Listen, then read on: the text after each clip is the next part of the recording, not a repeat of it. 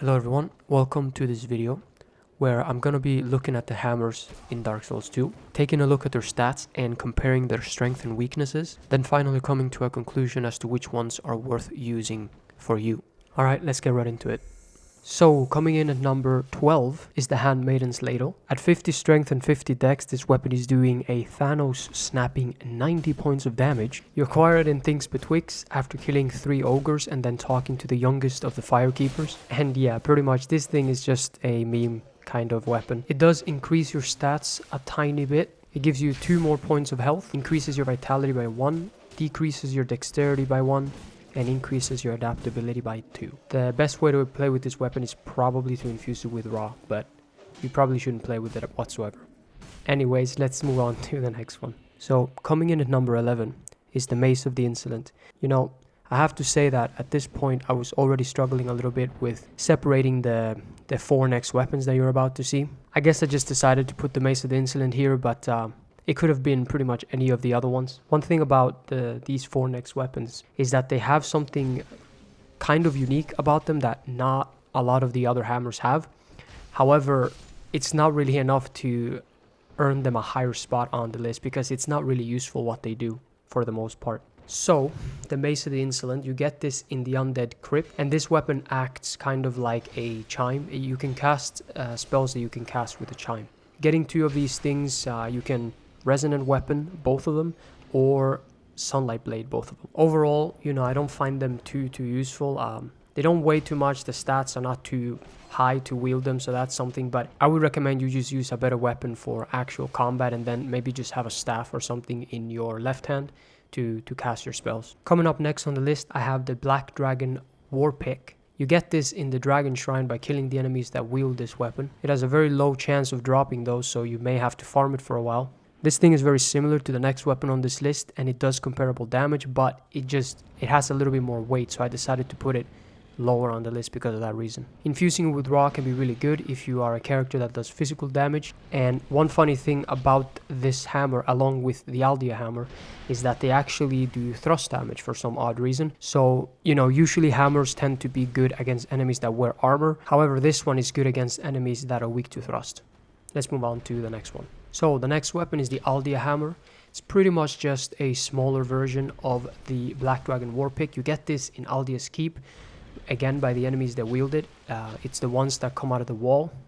Another weapon that does thrust damage, has a mace, has kind of the mace moveset, but it weighs almost half as much as the Black Dragon War Pick, and yet it does comparable damage. That is purely the simple reason why I put it higher on the list. Nothing special about these weapons. They have a very short reach. I mean, I wouldn't recommend using them in a fight whatsoever, but it is what it is. So yeah, let's move on to the next one. Next up is the Blacksmith's Hammer. You get this from Lenigrast after you trade a few souls with him and then talk to him. This weapon is a little strange. It has 40 points of poise damage, no counter damage. And the damage of it with 50 strength and 50 dex is slightly less than the mace. But the mace will do more damage when you take into account the counter damage. So what this thing really has going for it is that it has 40 poise break, which is about the same as the Mastodon Halberd, more than the average 35 of halberds, for only a 5-unit weapon, which is, I mean, I guess that's pretty decent. Maybe you can get some use out of it in the DLC. But I guess maybe because of that, it doesn't have very high damage, since it doesn't have any counter damage. But yeah, I mean, it's just a little strange. Because of that reason, though, it doesn't become a very effective weapon to use. Counter damage is extremely important when it comes to dealing damage to the enemy. But yeah, that's all for this weapon. Let's go to the next one. Okay, so next up is the Barbed Club. This is one of the weapons that the Flexal Sentry uses. You get it for trading his soul with Strayed, and it's very similar to the Morning Star.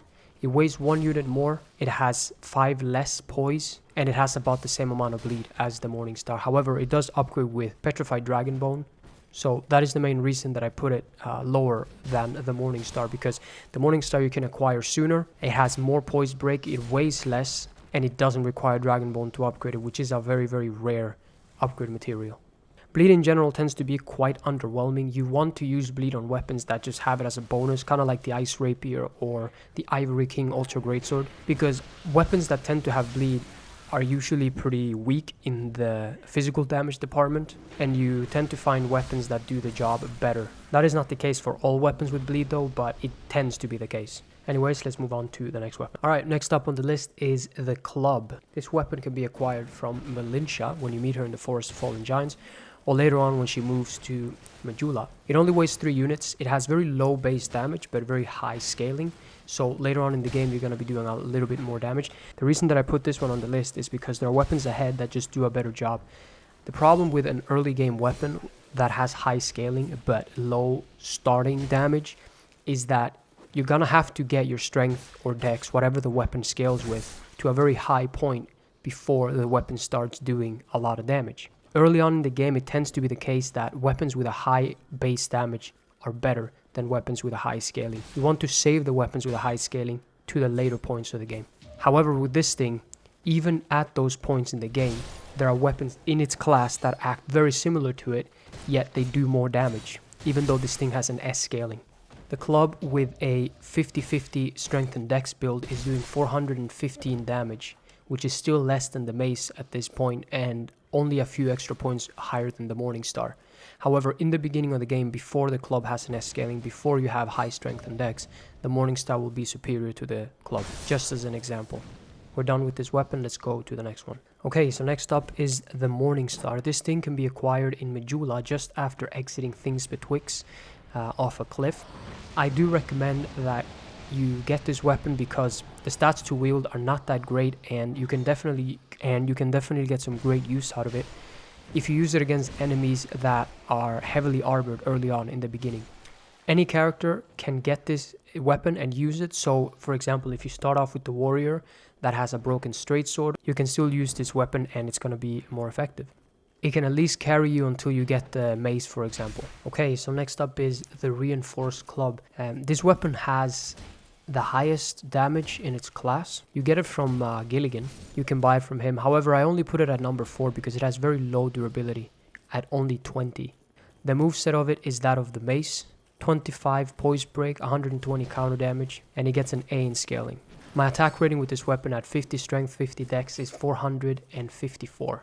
It's a little bit funny how this thing is called the reinforced club, yet it's not like it's less durable than the normal club. Don't ask me why. But yeah, so technically it does have the highest AR, but I just think that like it's not gonna really carry you through a level because of the durability being so bloody low, you know. That's primarily the reason I couldn't put it higher on the list. Anyway, we're done with this one. Let's move on to the next. Alright, next up on the list is the almighty mace. This is a very popular weapon in the beginning of the game for people who know about it. You can buy it from Lenigrast after acquiring the key from Melintia. It weighs 4 units, 30 poise damage, 120 counter damage, and at 50 strength and 50 dex, you will be doing 429 damage with it. Now, the reason this one's number 3 is because the 2 weapons that are coming up simply just do more damage than it, and they have a better moveset. Now, even though the other weapons ahead on the list do not have an A scaling, they have a B scaling, it does tell you that scaling isn't everything. If the starting damage of the weapon is not that high, even when you get an A or an S scaling, it's not going to be able to catch up because it started from a lower point. Now, if you want a strike weapon, I would recommend going for the mace, but about two levels or so, depending on which path you take, you're going to find the number 1 weapon on this list, which is going to be superior to the mace in almost every single scenario. Now, these things are pretty popular to power stance. The thing about power stance, as far as I've found, is that it's very inefficient in terms of your stamina to damage ratio. And if you are to use the maces in order to power stance, and you're doing this early on in the beginning of the game before you have high strength to make the A scaling worth it, before you have a lot of stamina to make the power stance worth it, and given that this thing doesn't have the best moveset when one-handed, there are simply just too many cons to using a weapon like the mace to carry you through the entire level.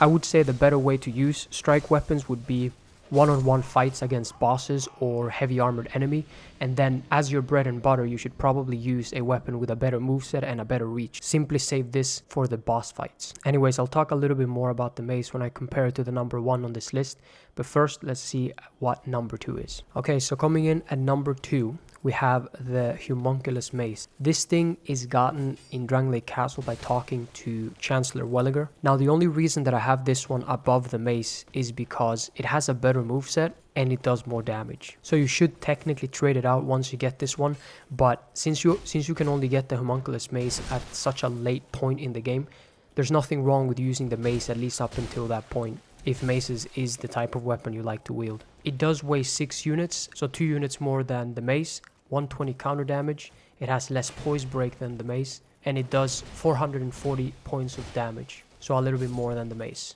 Now, the moveset of the Homunculus Mace is better than the mace's R1. Pretty much everything else is exactly the same, however. But if you're to use this thing with a shield, or somehow just use it with one of your hands, the Homunculus Mace will have a better moveset than the mace. Anyways, it's not a bad idea to use the mace until you get this weapon, because really the only thing that differs is that slight amount of damage that the Homunculus Mace has over the mace, but it also comes with more weight, of course.